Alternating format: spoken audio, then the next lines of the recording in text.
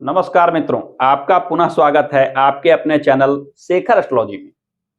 आज हम चर्चा लेकर आए हैं धनु लग्न में शुक्र के 12वें भाव में क्या प्रभाव होते हैं। लग्न के आधार पर शुक्र के 12वें भाव में क्या फलाफल होते हैं, इस श्रृंखला में आज हम चर्चा करेंगे धनु लग्न के बारे में और जानेंगे कि धनु लग्न के जातकों में शुक्र क्या देते हैं, शुक्र से लाभ होता है या हानि, इन सारी बातों को हम जानेंगे।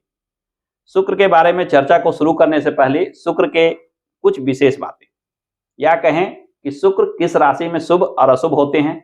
शुक्र वृष और तुला राशि में स्वराशि के माने जाते हैं, जबकि मीन राशि में यह शुक्र उच्च राशि के माने जाते हैं और कन्या राशि में यह शुक्र नीच राशि के माने जाते हैं। उच्च राशि के शुक्र अपने नैसर्गिक गुणों के फल विशेष रूप से देते हैं, यानी भौतिक सुख सुविधा के कारक ग्रह शुक्र उच्च राशि के हों तो शुभ फल अवश्यमेव देते हैं। वहीं शुक्र जब नीच राशि में आ जाते हैं तो इन चीजों का अभाव अवश्यमेव करते हैं, चाहे कुंडली में शुक्र कहीं भी किसी भी स्थिति में अवस्थित हो। तो सबसे पहले जानते हैं कि धनु लग्न के लिए शुक्र क्या स्थिति रखते हैं।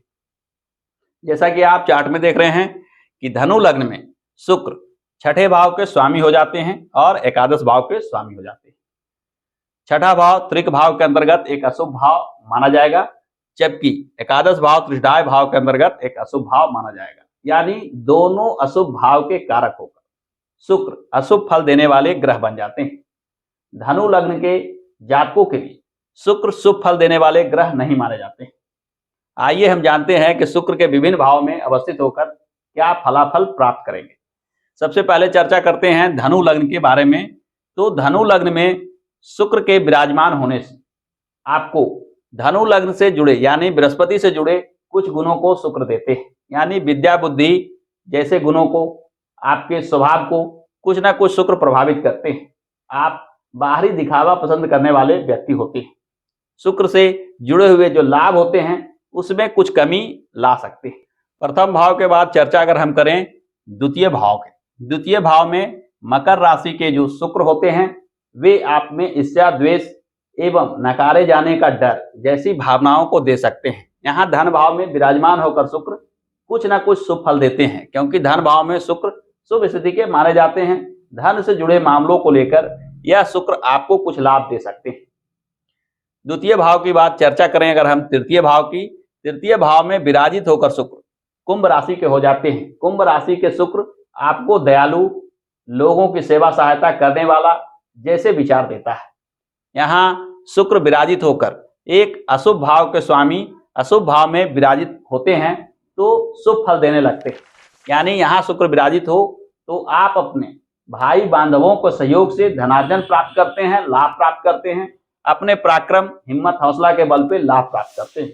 शुक्र के क्षेत्रों में आपकी रुचि हो सकती है, साहित्य, संगीत इत्यादि चीजों में आपकी रुचि हो सकती है। ऐसे इलेक्ट्रॉनिक यंत्र जो शुक्र से जुड़े हों उनमें भी आपकी रुचि हो सकती है। तृतीय भाव के बाद चर्चा की जाए उच्च राशि में विराजित शुक्र चतुर्थ भाव। चतुर्थ भाव में शुक्र उच्च राशि के हो जाते हैं।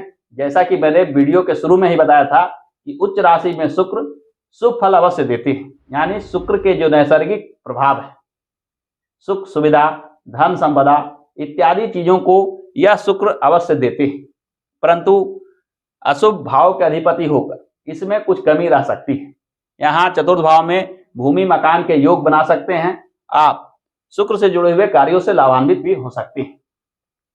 शुक्र यदि पंचम भाव में विराजित हो तो आपको विद्या प्राप्ति, संतान इत्यादि से जुड़े बाधा विघ्न देखने को मिलता है। यानी जो विद्या प्राप्त करना चाहते हैं बीच में रुक जाती है, संतान इत्यादि से पूर्ण सहयोग प्राप्त नहीं होता है।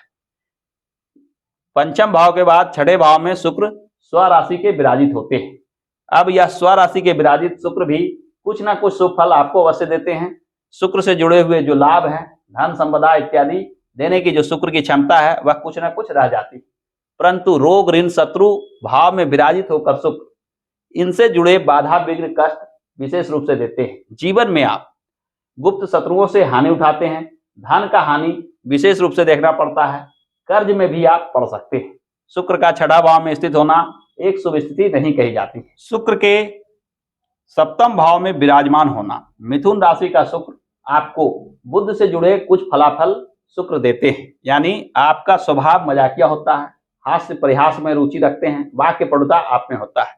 परंतु विवाह भाव में अशुभ भावों के अधिपति होकर शुक्र का विराजमान होना वैवाहिक संबंधों में दुख ला सकता है। यानी परिवार में मनमुटाव, अनबन जैसे चीजों को यहाँ विराजित होकर शुक्र देते हैं। आपको जीवन में पारिवारिक संबंधों को लेकर दुख उठाना पड़ सकता है। शुक्र के अष्टम भाव में कर्क राशि में विराजमान होने की चर्चा की जाए तो कर्क राशि का शुक्र आपको वाक्य पटु बनाता है। यानी बातचीत की कला में आप दक्ष होते हैं। चंद्रमा के कुछ गुण यह शुक्र देते हैं। हालांकि अष्टम भाव में भी शुक्र के विराजित होने से कुछ न कुछ अशुभ प्रभाव आपको देखने को मिलता है। यदि चर्चा की जाए शुक्र के नवम भाव में विराजमान होने की, नवम भाव भाग्य भाव माने जाते हैं। केंद्र त्रिकोण का सबसे बली केंद्र त्रिकोण नवम भाव को माना जाता है। दोनों तरह से यह भाव अत्यंत बली भाव माना जाता है। यहाँ सिंह राशि के शुक्र शुभ फल देने की स्थिति में आ जाते हैं, बशर्ते कि अब यह शुक्र किसी अन्य शुभ ग्रह के साथ युति बना ले, खासकर इस भाव के स्वामी सूर्य के साथ या मंगल, पंचम भाव के स्वामी मंगल के साथ। इन दोनों के साथ युति बनाने से शुक्र अब कुछ न कुछ शुभ फल देने की स्थिति में आ जाते हैं और सहयोग से युति से शुक्र भाग्य को जगाते हैं। यहाँ अकेले बैठा शुक्र शुभ फल देने की स्थिति में नहीं होता है। नवम भाव की बात चर्चा की जाए दसम भाव में, तो दसम भाव में शुक्र की स्थिति और दयनीय हो जाती है। दसम एक प्रभावी भाव होने के बावजूद भी नीच राशि में शुक्र का विराजमान होना आपको शारीरिक कष्ट, दुख, शुक्र से जुड़े रोग व्याधि जैसे चीजों को देखना पड़ता है। रोजी रोजगार के मामलों में भी कर्म तो बहुत करते हैं, परंतु आय प्राप्ति में बाधा विघ्न लग जाता है। रुपए पैसे की आवक में बाधा विघ्न ये शुक्र बनाते हैं। सुख सुविधा और भौतिक सुख के कारक ग्रह जब नीच राशि में बैठ जाएंगे तो यह निश्चित मानिए कि इन चीजों को कमी कर देते हैं। इन चीजों का कमी आपको एक अशुभ प्रभाव दृष्टिगोचर होता है। यानी यहाँ भी बैठे शुक्र को अशुभ फल देने वाला ग्रह माना जा सकता है।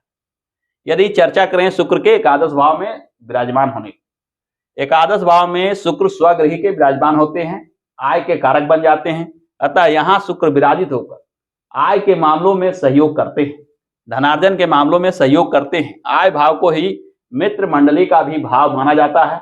यदि यहाँ शुक्र विराजित हो तो मित्रों से सहयोग प्राप्त होता है। आपके जीवन में कोई ना कोई ऐसा मित्र होता है जो आपको उन्नति सफलता में विशेष सहयोग करता है।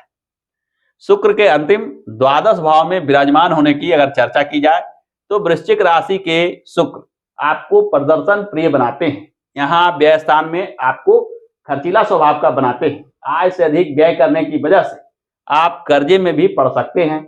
आपको आर्थिक समस्या जीवन पर्यंत बना रह सकता है, क्योंकि आप व्यय करने में विशेष रुचि रखते हैं, बाहरी प्रदर्शन में विशेष रुचि रखते हैं।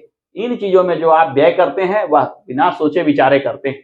अतः शुक्र का द्वादश भाव में भी स्थित होना धनु लग्न के जातकों के लिए शुभ परिणाम नहीं देता है। धनु लग्न में चूंकि धनु लग्न गुरु का लग्न होता है, अतः शुक्र के फलाफल की अगर चर्चा की जाए तो कुछ ना कुछ शुभता में कमी रह जाता है।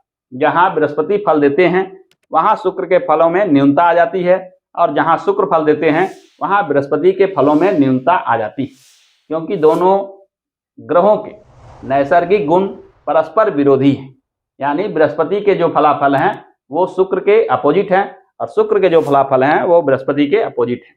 अतः किसी भी कुंडली में जब बृहस्पति विशेष शुभ हो तो शुक्र के शुभ फल कम प्राप्त होते हैं, और जब शुक्र विशेष पॉजिटिव हो तो बृहस्पति के फलाफल कम प्राप्त होते हैं। तो इस प्रकार हमने देखा कि धनु लग्न में शुक्र 12वें भाव में विराजित होकर क्या फलाफल देते हैं। शुक्र धनु लग्न के जातकों के लिए कुछ अशुभ फल लिए प्रभाव देते हैं। धनु लग्न के जातकों को चाहिए कि शुक्र से जुड़े पूजा पाठ जैसे शुक्र अष्टवराज, शुक्र कवच, शुक्र स्तोत्र का पाठ नियमित रूप से करना चाहिए। शुक्र के मूल बीज मंत्र ओम शुम शुक्राय नमः, इसका पाठ अवश्य करना चाहिए। इन पाठों को करने से शुक्र के अशुभ फल कम होते हैं और जीवन में भौतिक सुख सुविधा प्राप्त होती है। शुक्र के यह यंत्र धनु लग्न के जातकों के लिए अच्छे परिणाम नहीं दे सकता है। केवल उच्च राशि में विराजित शुक्र जब धनु लग्न के कुंडली में 12 नंबर का शुक्र चतुर्थ भाव में विराजित हो तो इस यंत्र को धारण करना चाहिए। शुक्र के अशुभ फलों को कम करने के लिए दान की भी महिमा बताई गई है। शुक्र के वस्तुओं की अगर चर्चा की जाए तो सबसे पहले आता है चावल, आटा, दही, मिश्री, घी, सफेद रंग के वस्त्र। यानी इन चीजों का दान करने से शुक्र के अशुभ फल कम होते चले जाते हैं। तो इस वीडियो में हमने देखा धनु लग्न में शुक्र क्या प्रभाव रखते हैं। आगे आने वाले वीडियो में लेकर आऊंगा धनु लग्न के बाद मकर लग्न की चर्चा, और मकर लग्न में शुक्र के क्या प्रभाव होते हैं, मकर लग्न में शुक्र 12वें भाव में क्या फलाफल देते हैं, कहाँ शुभ होते हैं, कहाँ अशुभ होते हैं, और शुभता और अशुभता को दूर करने के लिए क्या प्रभाव, क्या उपाय इत्यादि सारी विषयों की चर्चा लेकर मैं अगले वीडियो में पुनः आऊंगा। तो आज के वीडियो में इतना ही। यदि यह वीडियो आपको पसंद आया हो तो आप हमारे इस वीडियो को लाइक कीजिए, शेयर कीजिए, और हाँ, यदि आप इस चैनल पर नए हैं तो हमारे इस चैनल को सब्सक्राइब जरूर कर लीजिए। धन्यवाद।